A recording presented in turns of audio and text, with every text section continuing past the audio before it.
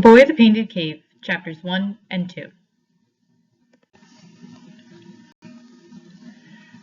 Tao looked out across the valley with its endless waves of yellow grass rippling under the late afternoon sun. He could see the small band of hunters walking ahead, turning over logs and stones, searching for ground squirrels, moles, and grubs. Dirt matted their dark beards, burrs and stickers clung to their bearskin robes. They had been out 3 days, but the hunting was not good. Now they were returning home, tired, almost empty-handed. The boy watched as the hunters disappeared over the brow of the hill. All day Tao had waited for this moment. With a rabbit in his hand and a leather pouch filled with moles and field mice dangling from his belt, he quickly hobbled over the foot of a wide and high embankment, where a smooth expanse of white sand had been washed down by the melting snows. He looked around once again, took a deep breath, and placed the rabbit on the ground. Then, with the point of his spear, he began tracing the shape of the rabbit in the sand. He worked hurriedly, starting with the head, running the spear around the ears and along the back and stubby tail. When he came to the legs, his hand slipped, causing the spear to gouge a hole in the sand. He broke off a nearby willow branch and brushed away the drawing, and started over again. This time he worked carefully, guiding the spear along the natural curves of the animal's body. When it was finished, he stepped back, studying it for a moment. He shook his head. No. It did not look like a rabbit. It was too stiff, not real. He felt a flush of anger, and he shoved the rabbit aside. He looked over his shoulder again to be sure he was alone, then knelt down on the sand.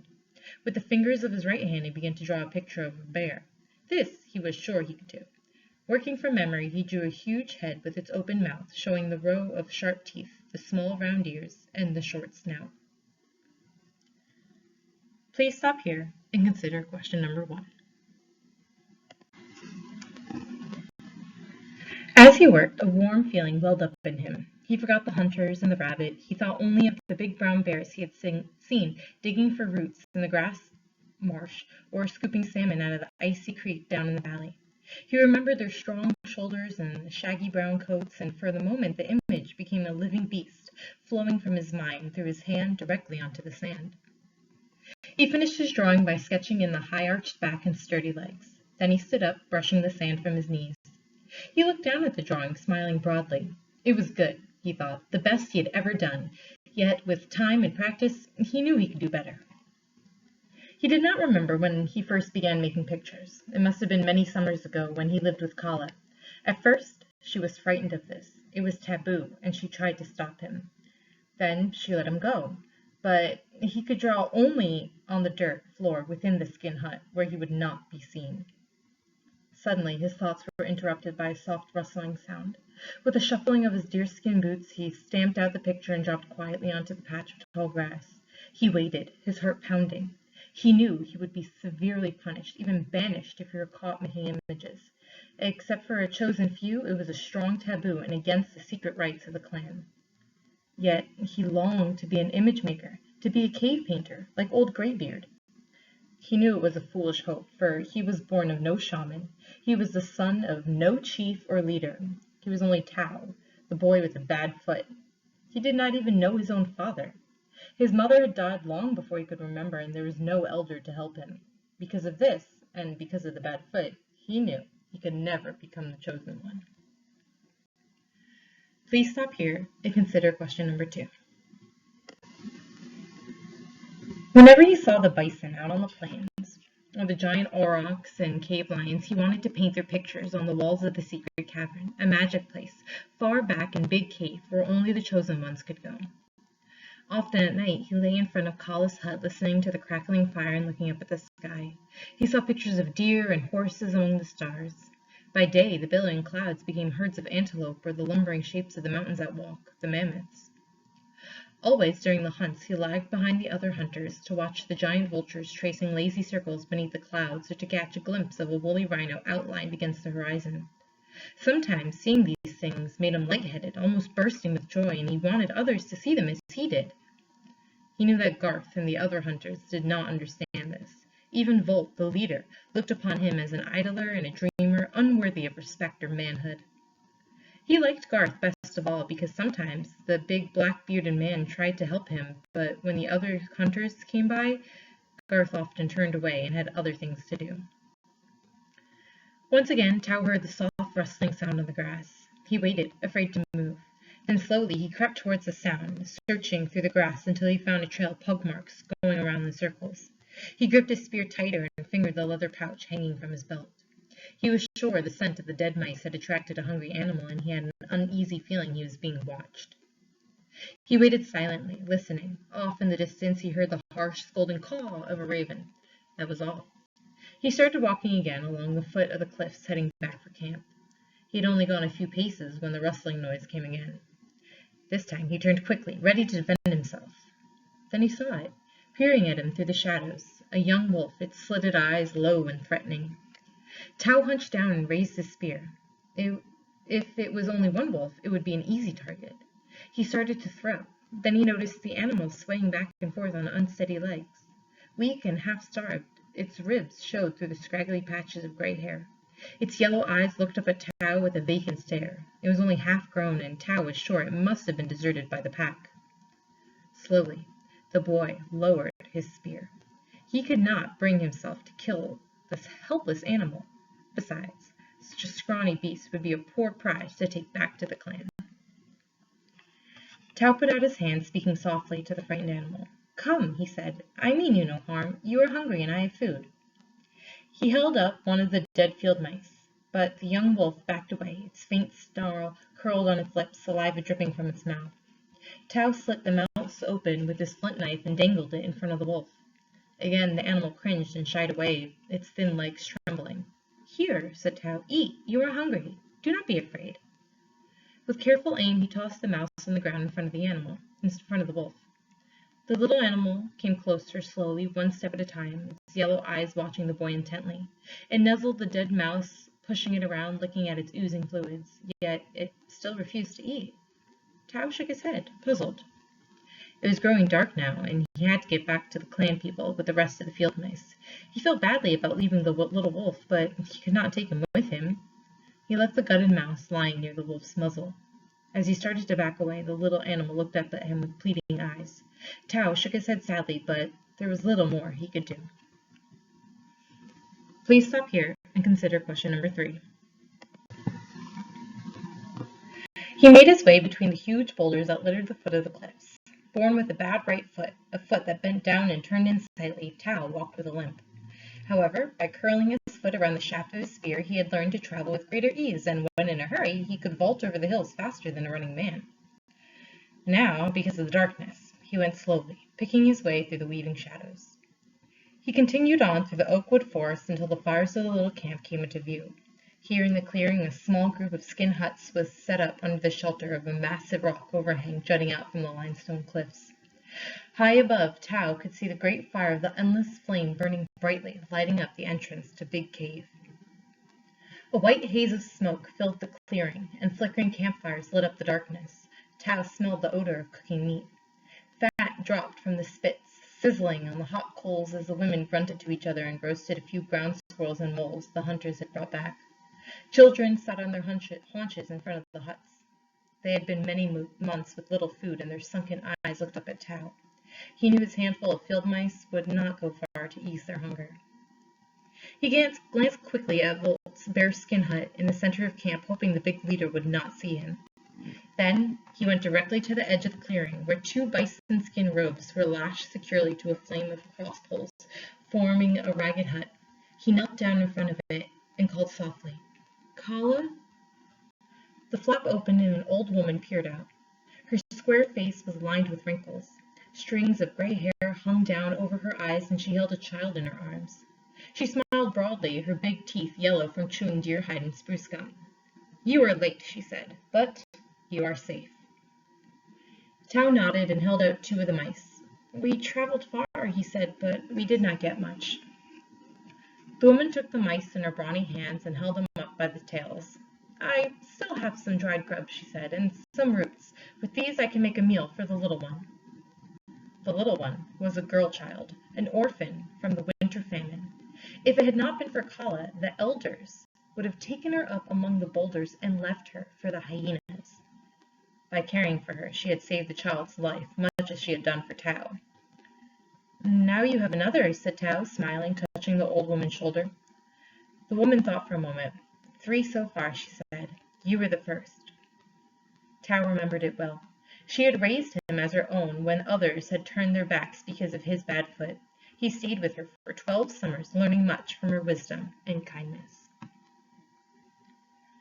Please stop here and consider question number 4. The sun is getting warmer, said Tao. Soon the hunting will be good and there will be enough to eat. He said it even though he feared it might not be true. Perhaps Greybeard would come and paint images in the secret cavern. If the spirits were pleased, great herds of horses, deer, and bison would fill the plains and forests. The people would eat well and the clan would thrive. There would be many pelts with which to make new robes and boots, ivory and antlers to make needles, spears, and knives. Kala and Tao talked for a few more minutes. Then the woman listened and put her finger to her lips. Go, she whispered, before Volt comes. She went back into the hut and closed the flap, and for a moment Tao could hear her humming to the little one as she started the meal. Tao went to the center of the camp near the large fire to turn over the rest of his field mice. He was almost there when a dark shadow fell across his path. It was Volt, the leader. The big man planted himself in front of the boy. His sheepskin robe was singed and stained with spots of blackberry. He wore a necklace of bear claws. His dark beard was wild and unkempt. Tao felt a sinking feeling in the pit of his stomach, but he stood firm. In the light of the fire, he saw the man's left cheek gashed with livid scars that always turned his face into an ugly scowl. The man pointed a fat, hairy finger at the boy and grunted, Where have you been? Tao hesitated at first, not knowing what to say. I stopped in the meadow. The big man grumbled. You are always late, always behind the others, dreaming, wasting time. You are a poor hunter when the people are hungry. Tao saw the other hunters gathering around, attracted by the harsh words. Good, thought Tao. Now he would tell them about the wolf dog. Wolf dogs were taboo, but he didn't have to tell them he tried to feed it. Maybe the others would listen. I heard a noise in the high grass, he said. The boy said eagerly. I wondered what it was, and I thought... Volt shook his head and interrupted gruffly. Enough, he shouted. We do not need wondering. We do not need thinking or dreaming. We need food. The heat of anger flushed in Tao's cheeks. This man was like a mountain. He would listen to nothing. His words were always harsh and sullen. He would tell him no more. He handed Volt the pouch of field mice. The big man grunted again, glaring down at the boy. And where is the rabbit? Tao's body stiffened. He had forgotten the rabbit. Volt stepped closer, his eyes narrowing. You ate the rabbit? The other hunters crowded around the boy. You ate the rabbit? Volt repeated, his voice taut. Tao shook his head, unable to speak. Garth, the black-bearded one, who was always with Volt, knocked him to the ground. Tao lay there in the firelight, looking up at the tiny ring of spears. No, said Tao, trying to catch his breath. I would not eat while others are hungry. Volt brushed the back of his hand across his scarred cheek. Then where is the rabbit? Tao squirmed, the sharp stones pressed against his shoulders. I forgot the rabbit. I left it back in the meadow. Garth looked down at him, frowning, shaking his head. The men with the spears moved closer, Garth's shadow falling across Tao's face. He saw the dark anger in their eyes. Volt pushed them aside. Wait, he said. There is a better way. He pointed off into the darkness, where the tops of the oak trees were black against the purple night. Go, he ordered, a sneering grin spreading across his face. You say the rabbit is in the meadow? Go then.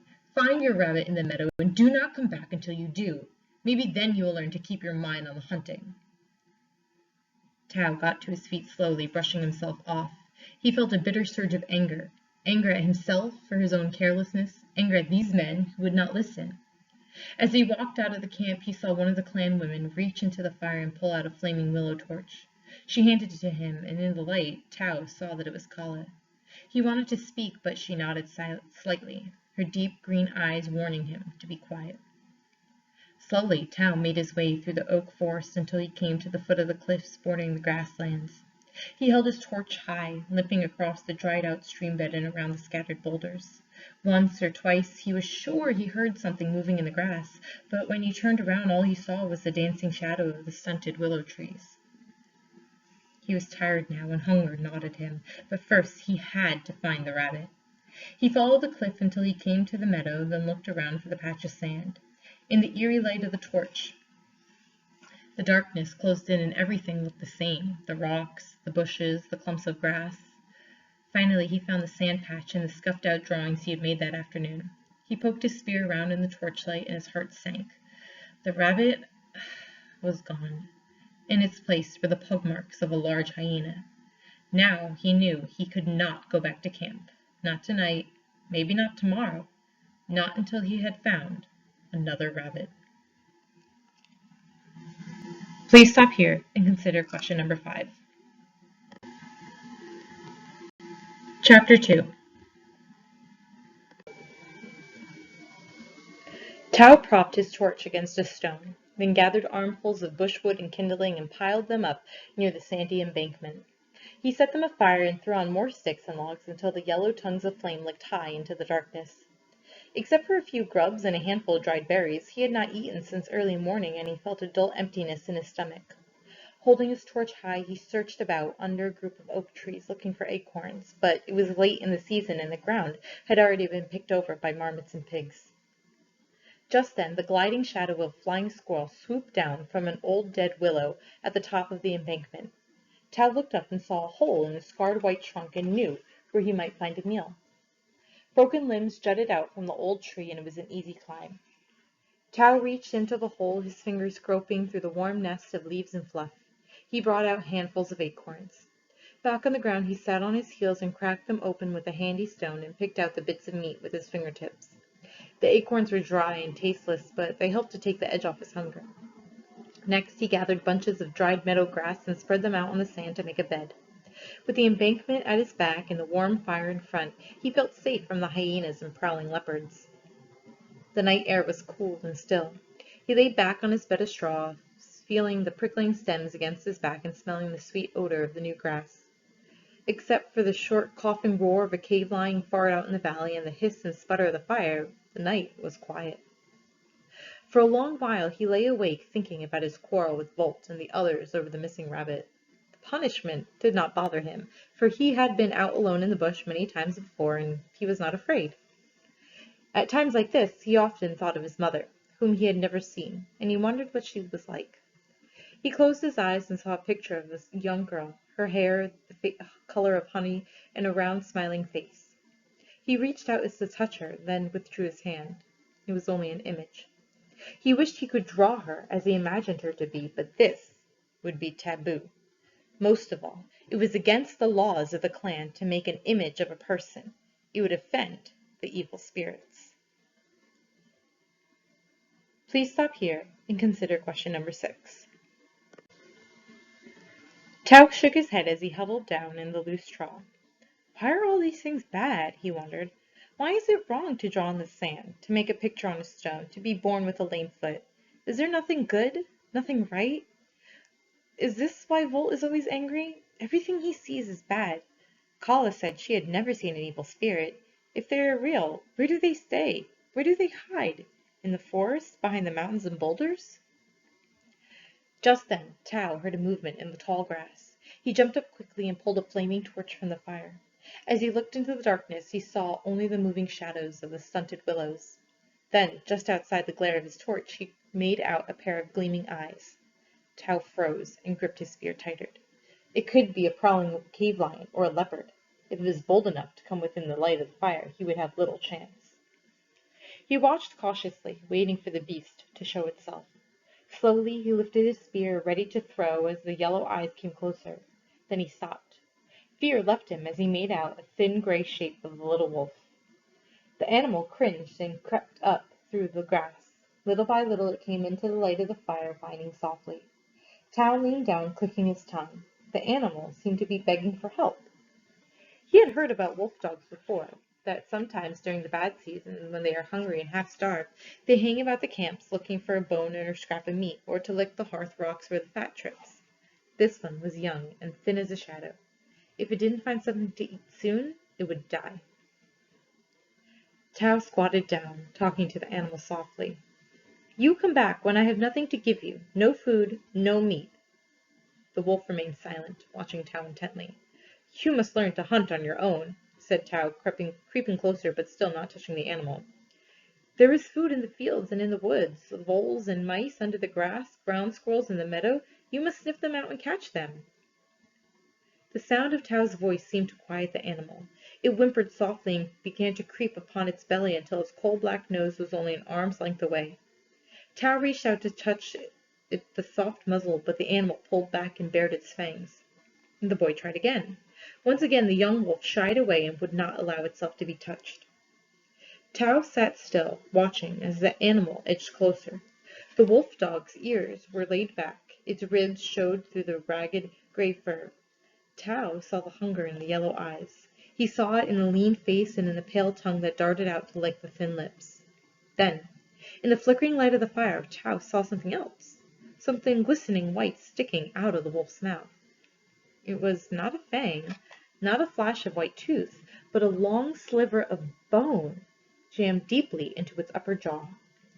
Now Tao understood why the animal refused to eat, why it was so thin and weak. Somehow, in fighting for its food, in pulling or tugging on a piece of meat, a splinter of bone had become lodged in its jaw. Now it could not feed. It could not even hunt. Tao crept closer, inching nearer and nearer, reaching out slowly, his hand almost touching the wolf's muzzle. The little animal did not move. Its yellow eyes caught the firelight, and again its lips pulled back in a low snarl. Tao waited, his heart beating fast. Then, with a sudden lunge, he sprang forward and grasped the wolf's head with one hand and the splinter of bone between the fingers of his other hand. The little animal jumped back, yelping and crying, but Tao hung on. The boy and wolf twisted and turned, tumbling across the sandbank. The wolf shook his head, violently opening and closing its jaws, trying to escape. Still, Tao held on tight, floundering across the sand as if the wolf continued to yelp and thrash about. Suddenly, the sliver of bone came loose in Tao's finger. The wolf was free. He ran about in circles, whining, running, rubbing his bloody muzzle in the damp earth. "Be quiet," said the boy. He held up the long splinter of bone, blood-smeared, glistening red in the firelight. "Your demon of pain is gone. Now you can eat again." The wolf dog picked himself up, weaving back and forth on unsteady legs. For a long moment he stared at Tao, its yellow, slitted eyes shining, his pink tongue licking at the bleeding wound. "Go," said Tao. "Go back to your pack and hunt with your friends. You will soon grow strong again." The little wolf hesitated. Tao saw it look back once or twice. There was a soft rustling of grass as the animal disappeared into the night. Please stop here and consider question number 7. Tao smiled, but after the wolf dog was gone, he felt a sense of emptiness. He was alone again. He got up and threw more dried willow branches and a log of birchwood on the fire, enough to last through most of the night. Then he lay down again. He heard the whooping laugh of the hyenas far out on the grassland, and he knew they were hungry too. His hand reached out and his fingers closed around the spear laying beside him. He was tired, and there was a weariness in his bones, and he fell asleep quickly. As he slept, Tao drifted off into the narrow tunnel that led into a large cave. On the floor were shells and hollow stones filled with black, yellow, and red paints. The walls were smooth and unmarked, waiting for a hand of a painter. Tao picked up the red shell and dipped his finger into the oily color. With wild sweeps of his hand he began to paint. His arm moved beyond his control as if it had a mind of its own. Slowly a bounding red deer took shape, its antlers thrown back, its nostrils flaring as it ran. It leapt over the ground, fear and panic showing in its eyes. Tao put down the red shell and picked up the black one. Once more he dipped his fingers into the paint and began to draw. This time a huge black wolf came forth, racing after the deer.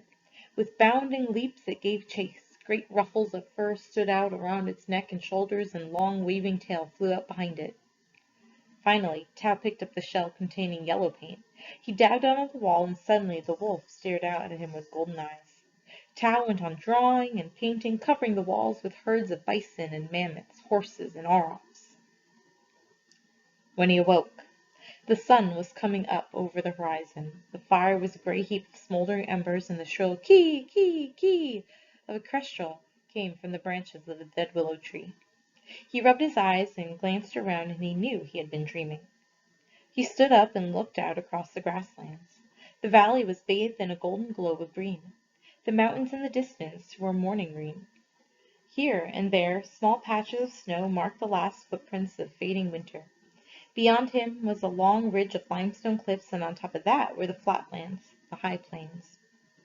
He felt the pangs of early morning hunger, and he started out across the valley through the knee-high grass. He stopped frequently to turn over the stones and pull up sod in search of ants and grubs. He was used to going long hours without eating, but now he had almost gone 2 days without food, and he was growing weak. He found a few white grubs and plopped them into the mouth, swallowing them whole. He knew they would taste better roasted, but he could not wait. Even this was not enough. He would have to find something more, and he knew that if he wanted to go back to camp, he would have to catch another rabbit. Once through the grassland, he made his way along the edge of the swamp until he came to a thicket of alders and briar bushes. It was dense and tangled with creepers and thorns. He had never been past this place, but beyond, he knew, lay a dark marshland of winding creeks and green forests. The clan people called it the Slough. The elders said it was peopled by demons. The hunters never went there, and the women would not dig its roots or harvest its berries lest they become cursed by the evil spirits. Tao stood on the edge of this forsaken place and thought of the game and food that may lay within. For a moment the threat of taboo held him back. He limped slowly along the edge, undecided, trying to see beyond the tangle of vines and branches. Then through the thicket he heard the grunt of a sow and the answer squeal of piglets. He forgot about demons and evil spirits and pushed his way through the thick briars. Heedless of the thorns that scratched his arms and caught at his deerskin leggings, he plunged deeper. Soon the earth became soft and black, and he smelled the musty dampness of the sluggish creeks and heard the rattling call of kingfishers. The dank woodland was dark and green, with shafts of sunlight filtering through the bare branches of the old hornbeams and willows. Please stop here and consider question number 8. Tao stopped and glanced around, wondering if the hand of an evil spirit would strike him, but nothing happened. This place looked no more evil or dangerous than many places he had seen before.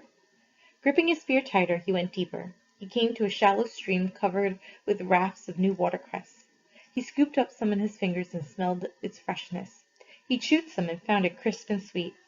Oyster mushrooms grew in thick clusters on the trunks of dead birch trees, and berry bushes formed dense thickets between the scrub. The mushrooms were shriveled now and the berries were sparse and dry, but he marked the spot in his mind. By late spring, the mushrooms would be lush and the berries would be ripe for picking. In another stream he found a bed of freshwater mussels. He lay on his stomach and reached into the icy water and picked them out of the mud. With his flint knife he pried them open and ate the soft pink flesh. He was still hungry, but he felt better now, and a new lightness welled up within him. Here was food in abundance. He leaned down and tried to catch a lazy suckerfish that was streaming along the muddy bottom of the stream, almost within his grasp. Suddenly, a hideous shriek echoed through the marshland. Wah-woo! Wahoo! It sent an icy chill racing up Tao's spine. It came from the far side of the creek. Tao jumped up quickly and stood in frozen silence. He looked across the stream to the clump of dark cedars from where the awful scream had come. If he had never seen an evil spirit before, he thought he was about to see one now. Please stop here and consider question number 9.